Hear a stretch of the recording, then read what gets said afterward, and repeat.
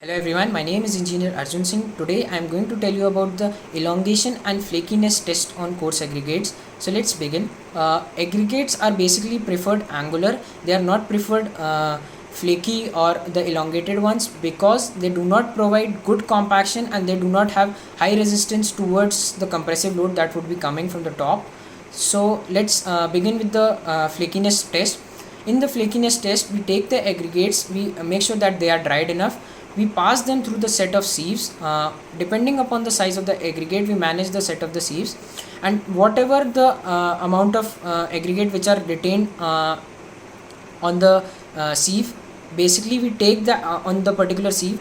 Let's say if we take 20 aggregates and we pass them through the set of sieves, whatever amount of aggregate which is retained in the 16 sieve just below the 20 we take that aggregate and we pass them through the thickness gauge.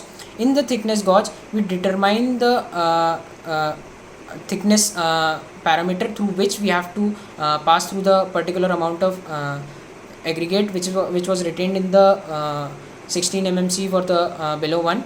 So this is it is determined with the help of a formula which is basically 3 upon 5 times the average of the above two sieves, like say 20 plus 16 upon 2, and the value obtained would be somewhat 10.8. So this is the thickness through which we have to pass the aggregates, and after this in each and every sieve we have to do this method, and after this is done we have to also keep on weighing that amount of aggregate which has been passed through the particular thickness gauge.